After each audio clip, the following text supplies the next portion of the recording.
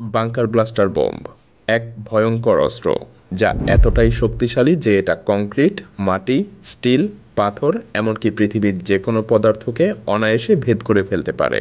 ভাবুন তো, এটা এমন এক অস্ত্র যা মাটির গভীরে লুকিয়ে থাকা বাংকার, সিলো এবং কমান্ডো সেন্টারগুলোকে এক মুহূর্তের মধ্যেই ধ্বংস করে ফেলতে পারে।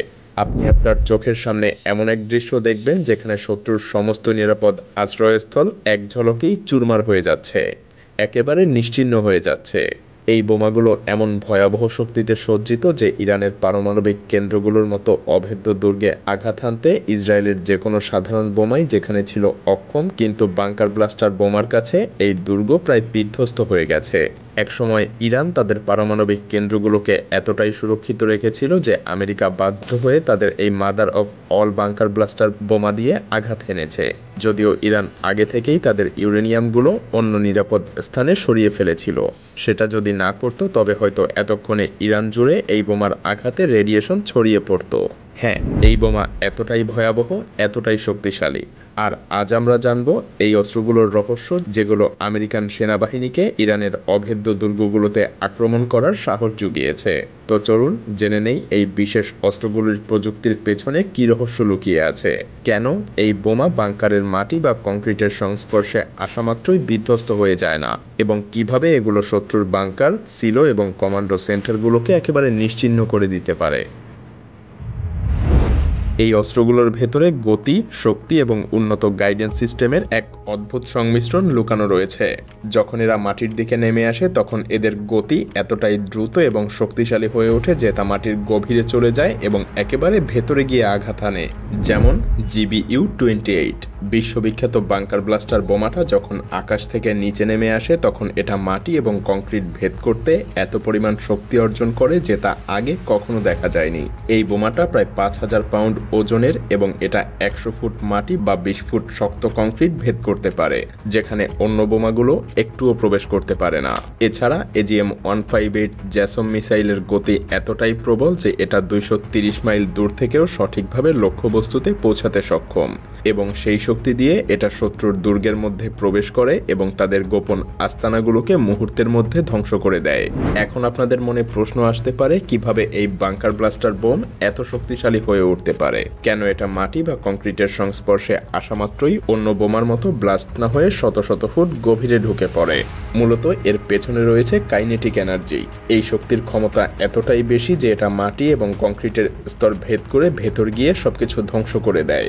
যে কোনো বাংকার বা শক্ত দুর্গের প্রাচীর ভেদ করতে এই অস্ত্রের গতি এবং শক্তি একে অপরকে সাহায্য করে।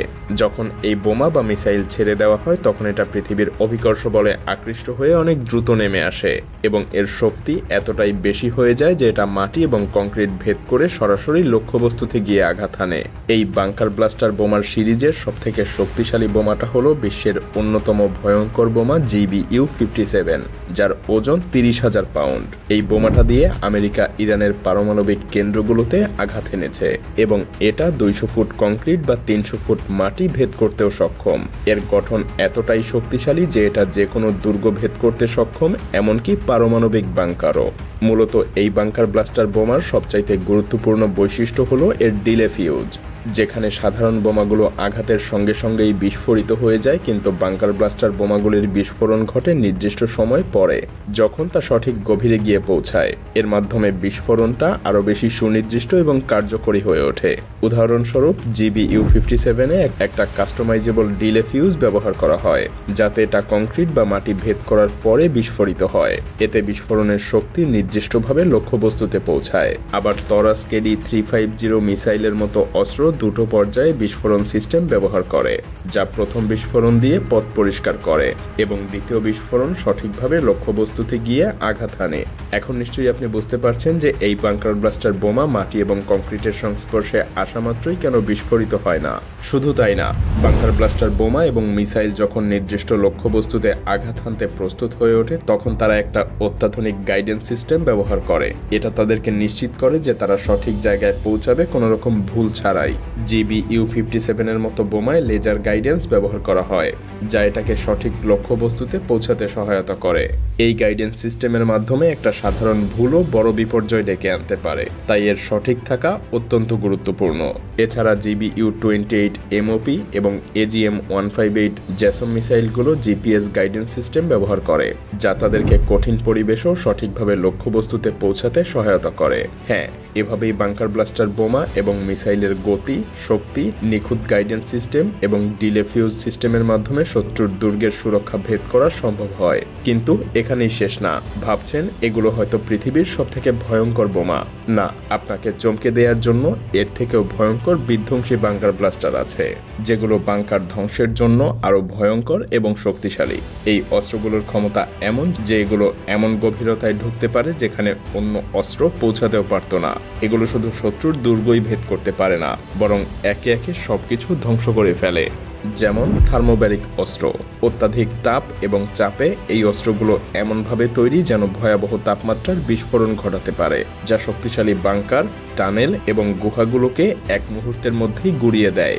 যখন এই অস্ত্র বিস্ফোরিত হয় তখন এটা একটা এয়ারোসল ক্লাউড তৈরি করে, যা অক্সিজেনের সাথে মিশে এক ভয়ঙ্কর তাপমাত্রার বিস্ফোরণ ঘটায়। এই বিস্ফোরণ এতটাই শক্তিশালী যে তা শত্রুর গোপন স্থানে ছড়িয়ে পড়ে এবং দুর্ভেদ্য বাংকার পর্যন্ত পৌঁছাতেও সক্ষম হয়। এমনকি যে কোনো কর্নারে গিয়ে পৌঁছাতে পারে যেখানে কোনো সাধারণ অস্ত্র পৌঁছাতে পারে না। আরও আছে EPNWS। এটা এমনভাবে ডিজাইন করা হয়েছে যাতে এটা পৃথিবীর গভীরে প্রবেশ করতে পারে এবং সেখান থেকে একটা শকওয়েভ তৈরি করে, যা ভূগর্ভস্থ সব ধরনের স্থাপনা ধ্বংস করে দেয়। যেমন B61 মডেল 11। এটা পারমাণবিক বোমা। এটা পৃথিবীর অভ্যন্তরে প্রবেশকারী গ্রাফিটি বোমা হিসেবে তৈরি, যা মাটির গভীরে ঢুকে শত্রুর গোপন আস্তানাগুলো ধ্বংস করে দিতে পারে। হ্যাঁ, যতই দিন যাচ্ছে ততই বাংকার ভেদ করার প্রযুক্তি উন্নত হচ্ছে এবং এটা যুদ্ধের কৌশলকে এক নতুন উচ্চতায় নিয়ে যাচ্ছে। এই অস্ত্রগুলোর শক্তি, নির্ভুলতা এবং গতি যুদ্ধের ধরনই যেন বদলে দিচ্ছে, যেমনটা আমরা আমেরিকার ইরান আক্রমণের মাধ্যমে দেখতে পেলাম।